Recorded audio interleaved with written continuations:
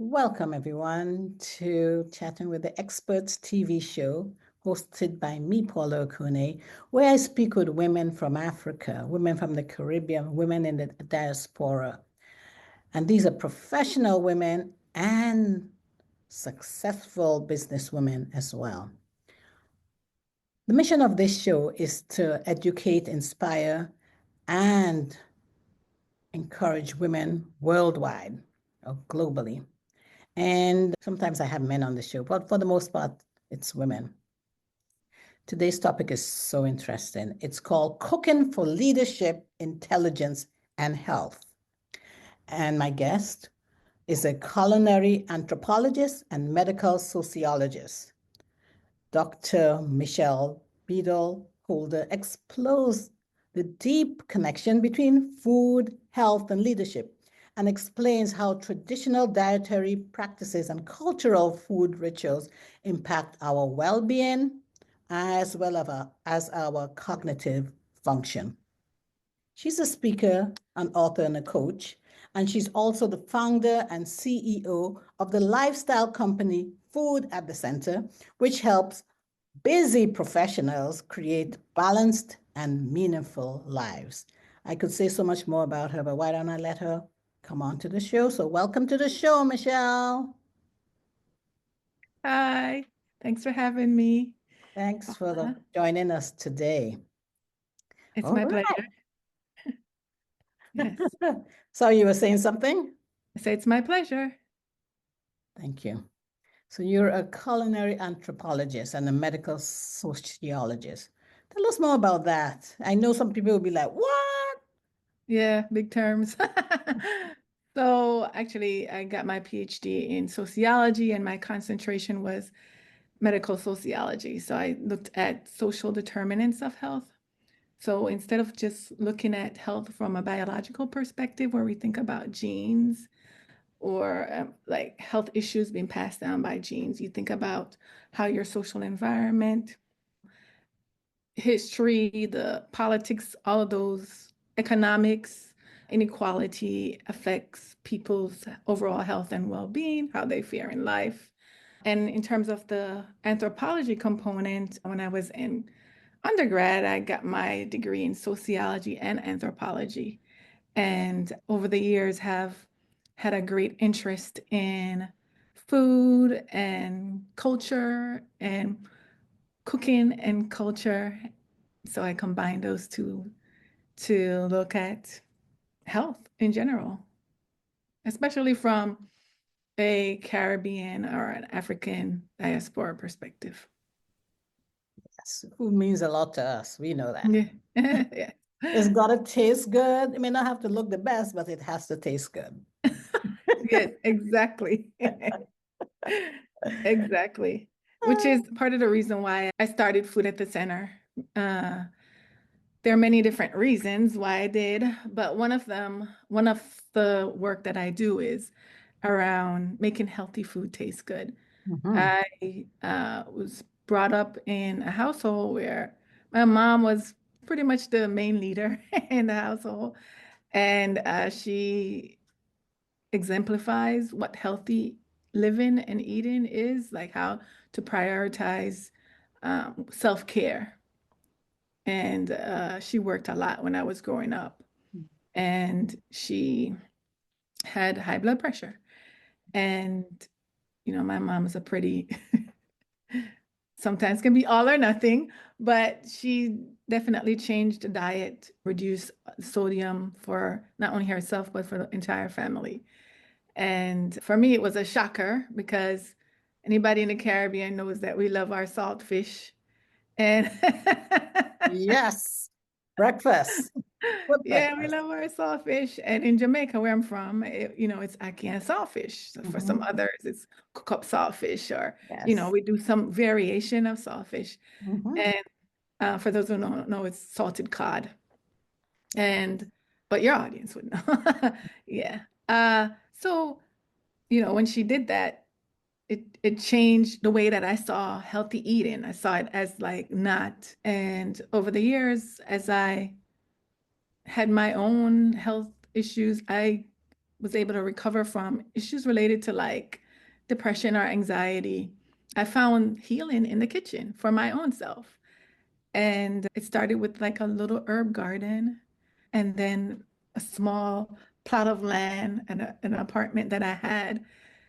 And that little herb garden in the US kind of brought me back to my childhood in Jamaica because they cook with a lot of thyme. And, Yes. and yeah, I was growing, I discovered these thyme plants. I didn't know that they had such variety of thyme. In the US, it can have silver thyme, variegated yellow thyme, English thyme, French thyme, you name it. There's a whole lot of different varieties. And the introduction to thyme, at that point, I was going through a divorce. So I was pretty sad. And growing the garden and cooking helped to bring back joy to my life. And it was also a way to reconnect to my culture. And eventually I started blending spices. And that's a way that I was able to change how I saw healthy food as not just something that you had to grit and bear and have no joy with, to an actual activity that can enhance well-being personally and for a wide array of people. I love that. I love how it started with, as you said, a plot of land, planting, brought you back to like your childhood. And then from there, you looked at various ways that you could, get different species of a plant, in your case, thyme, that brought you, I guess it gave you good memories and it was able to Yeah. heal you to the point that you're like, okay, what else can I do with this, right? Yeah, I was telling the story and some lady said, "Oh, do you sell spices?" And I was like, "Oh, I do now." And I had to go figure I like out it. how to do it. It turned out when I made them, I didn't want to sell them to anyone. I wanted to keep them to myself. But I'm opening, for people who know that they exist, you can get spices from me, but they're salt free so that people can tailor their own ingredients for their palate and control what they put in their food. You know what? I have to get some of that from you because I Yeah. always I try as much as possible to support my guests and whatever business or mission that they may be on. And I have quite a few things in my house from some past guests. So I'm going to add yours because I'm trying to eat healthier and Yeah. I can see the difference. I'm eating I started doing the green smoothies, and I'm probably veering off the point, but green Uh-huh. smoothies are beginning to work for me because I put in kale, but I put some Uh-huh. other things I like. Like I maybe use oat milk and put some ginger in it. Yeah. Girl, the thing tastes better than it looks. And I'm not hungry, I'm not craving for sweets because It's especially a, those of us who have Caribbean heritage, there's that thing, I was brought up with a lot of, not deliberately brought up with a lot of sugar, but sugar was a part of my diet. And so hmm I gravitated towards this sweet juices and the fudge and sugar cake and so on and so forth. So, see, chocolate, I mean, chocolate is one of my best friends, but no longer. So anyway, I'm digressing. No, no, no, it's all aligned. The first time I tried a green smoothie, it was my husband, my current husband. He brought me this green juice. He's like, "Have I had green smoothie before?" And I was like, "No." And he's like, "I'm gonna bring it for you." He brought it for me, and I looked at it and I was like, he had it in a jar, and I was like, "Okay, thank you." And he was like, "You should taste it." And I was like, "Well, I'm gonna taste it later, right?" Because it did not look appetizing. I was like, green. And he insisted. I tasted it, and it was good. Like, so you shouldn't judge a book by its cover. Yeah. I actually really like green smoothie, and I think I drink it more than he does now. Look at that. Yeah. Look at that. Yeah. I mean, I started this about 4 weeks ago and I feel the difference. I feel it in my knees used to be aching. They're not aching as much. And, Yeah. it's what you put in. I mean, of course, it affects every organ of your body. So I'm making more of a conscious effort to eat clean. So we'll talk about me getting some of your products. Yeah, absolutely.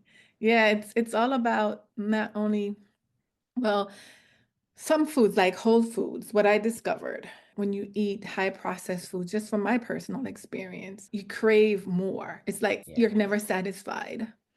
When Yes. you eat whole foods, there's a point in your body that says, okay, stop. You've had enough. Yes. You're less likely to overeat brown rice. You're less likely to overeat avocado. We call it pear in Jamaica. You're less Mhm. likely to overeat anything that's minimally processed. Mhm. And once you can change your palate from, if you're used to kind of like a high processed food, once you change your palate, you start to notice flavors that you never noticed before because there is more sensitivity to taste. So now I like when I eat greens, different kinds of green like kale, chard, arugula, I can notice the variation in flavor and it becomes like a really enjoyable experience to eat whole foods, whereas before it's kind of like that doesn't Yes. taste good, Yes. right? But the Yes. body can adjust to that, Yeah. adjust really easily. Yes. Yes. Yes. I definitely am enjoying my kale. For my green smoothies, I use kale and it's, of course it doesn't, I don't blend it so that it's completely smooth. There's some chunks in it. And Mhm. I add, what's this other thing? Oh my God, not alfalfa. I can't remember. But Microgreens, sorry? microgreens. No. It'll come to me later. Just Okay. out of the blue, you hear me just say it, and you'll be like, what relevance does that have? It's what I'm trying to remember. But Yeah, it tastes so good. Flax seeds, that's it. flax seeds. Yeah, Yeah. the grounded flax seeds. Yes, it's so good. It's so good. So yeah, so being a culinary and oh my gosh, I love it. I love it. I love it. And a medical sociologist. We talked about how food rituals and leadership, cultural food Mhm. rituals and leadership are intertwined. I thought that was so interesting. Tell me how more about that. Well, the other day I was actually interviewing my mom, and a while ago she told me that she used to read to us when we were in her womb. And I kind of let it go. And then I call her back. I was like, there's a story here. I wonder what she's talking about. And so I said, can you share the story again? And she Mhm, said, yes. And I was like, can I record it? And she said, yes. mhm, And I said, okay, so tell me the story. And she said that when she was pregnant, she learned that the baby hears what you say, mhm. and which surprised her. And she said that a friend told her that you should read to the baby. And I was like, okay, what did you read? And she said, the Bible, number one. Right? And there were like, my grandmother used to get Reader's Digest. I think, Yes. yes. And she said she read that. And the newspaper or anything that she could get her hands on. We didn't have a lot of books in the house when we were growing up in Jamaica, but there were certain literature that she could read to us. And she read to us, which kind of surprised me. And I said, so what was your hope for doing that? And she said, well, I wanted intelligent children. Mm, And I know that she didn't just want intelligent children. She's going to put the work in to give us opportunities that she didn't have. mhm. And because I'm a twin, first set of two sets of twin, the first of two Wow. sets, I think I learned that they saw me as the leader in a family. Mm, And my mom not only, read to us, but she ate well so that we would develop in our minds. And one of the key tools of a good leader, the thing that the organ that a leader uses the most is their brain. They're making decisions constantly, right? And you could even experience decision fatigue at some point. And if you're also always really busy, you're skipping meals or you're grabbing something that's really convenient, like takeout or some other type of snack. And if you're, made me think about my mom and her leadership, right? In terms of thinking about the development of the brain of the child since birth and thinking about the development of the body since birth. But then when you grow older, you might invest in the mind, right? They're high achieving people. I like to work with high achievers. You're investing in the mind constantly, personal development and professional development, all of those things. Mm-hmm. But you may be not investing as much in your body. Mm-hmm. And there's research that shows that there's a connection between the brain and the gut. So they call the gut as like the second brain. Yes, I heard that recently. Yes. Yeah, like a second brain. And if you're feeding the mental brain, like the one in your head, like with information and knowledge and improving yourself, but are you doing the same for the gut? Yeah. And those two things kind of go hand in hand. And it's not that negligence out of our part. I think the research didn't show those connections. We didn't know that those two things were working hand in hand. But some of the things that I want to share is that, prioritize self-care, even if you don't take care of yourself. Think of like how feeding yourself will enhance the goals that you have for your profession. If you want to get that, want to stay sharp, right? You were saying Mhm. even now that you notice you're not experiencing aches and pains, but also Yes. when you eat well, you have better mind, like mental clarity. You're less lethargic. Yes, Uh, for sure. eh, so you're making I guess what they say, feeding the temple. So that Yes. sets you up for the best that life has to offer. And then think about as a leader, there are others that are watching you, right?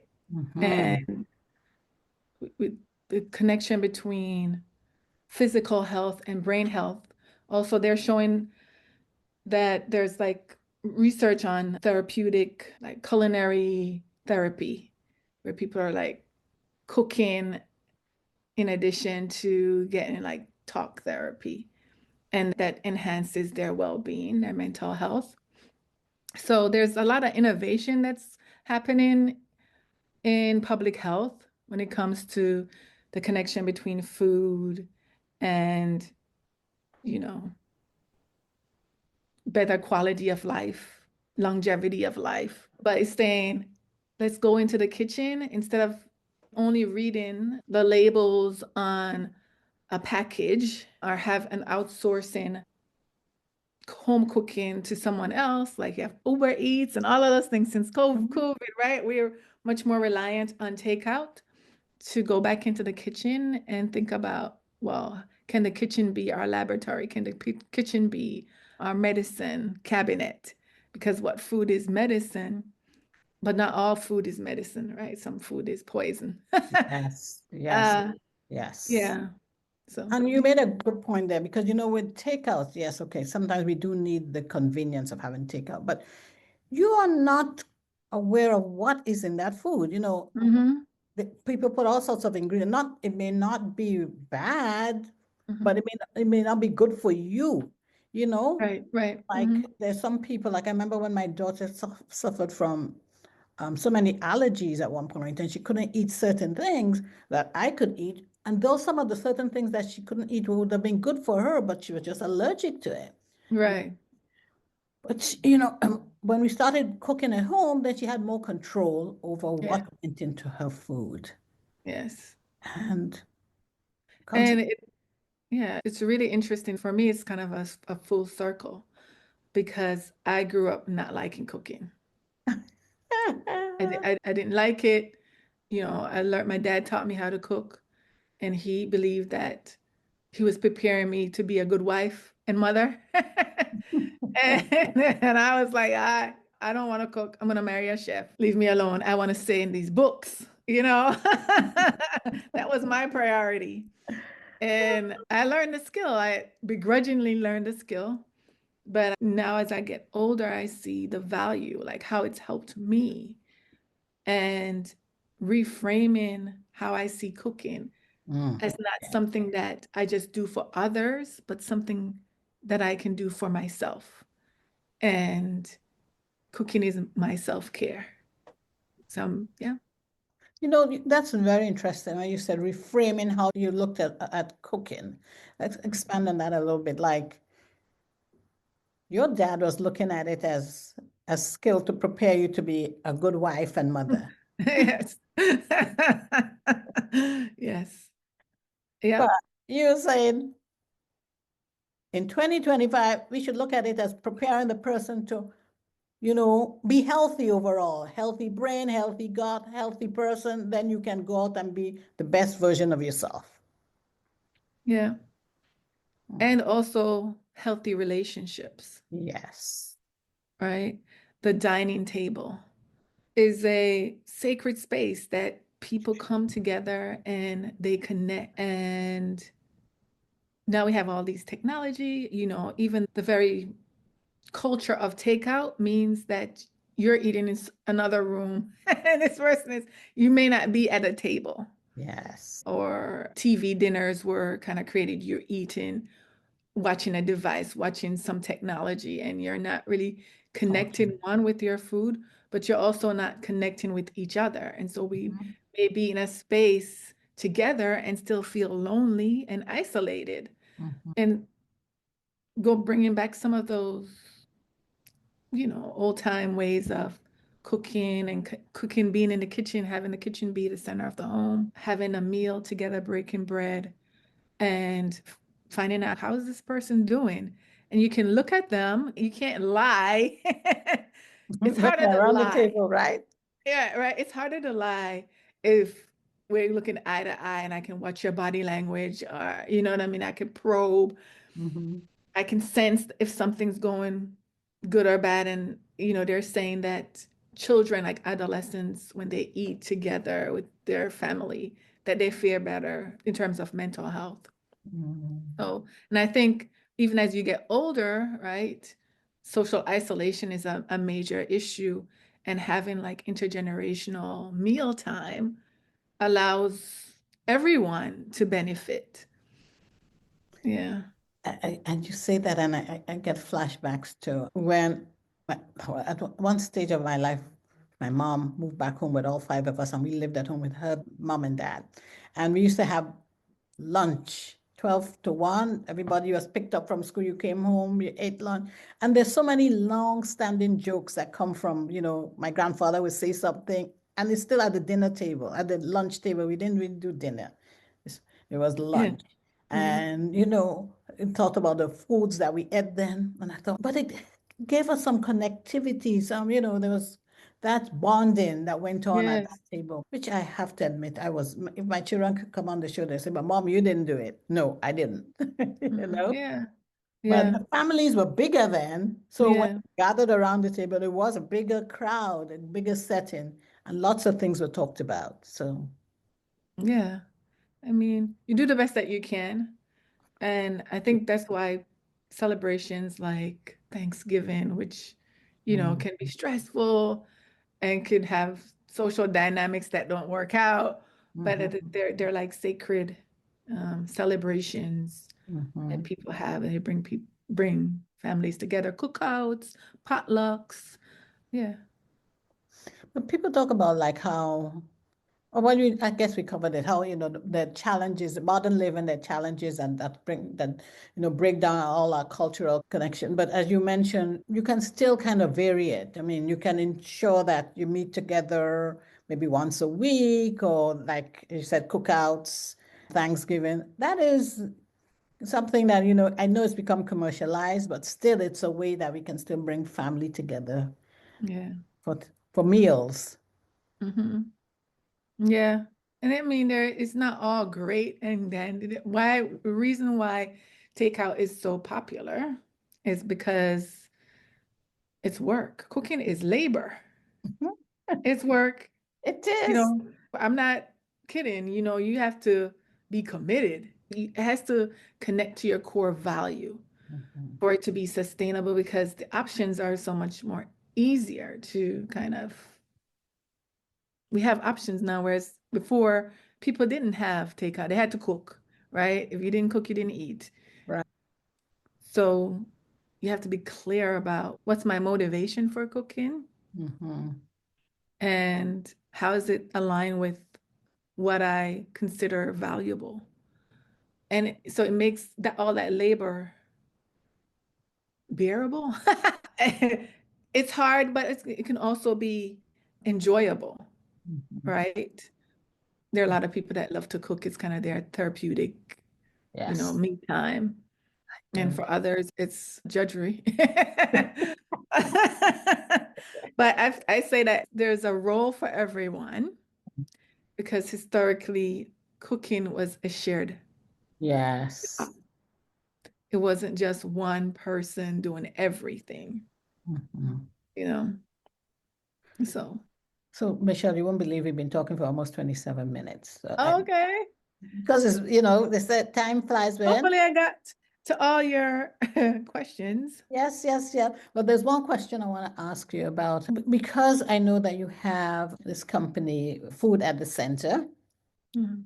What can you tell us, or what can you leave with those who are going to be listening at a later time? But of course, we have Q&A immediately afterwards, so people can ask you this question. But so this is for the record. If we were to think about any healthy boosting foods that we can put into our modern, we can get practice with nowadays with in the kitchen. What would you suggest? I know you talked about when we eat food whole as opposed to processed, then we have less of a craving for, more processed food. Well, Mhm. what's one tip at least you can share with us? Well, I say get familiar with herbs and spices. Okay. I because it can transform the way any food tastes.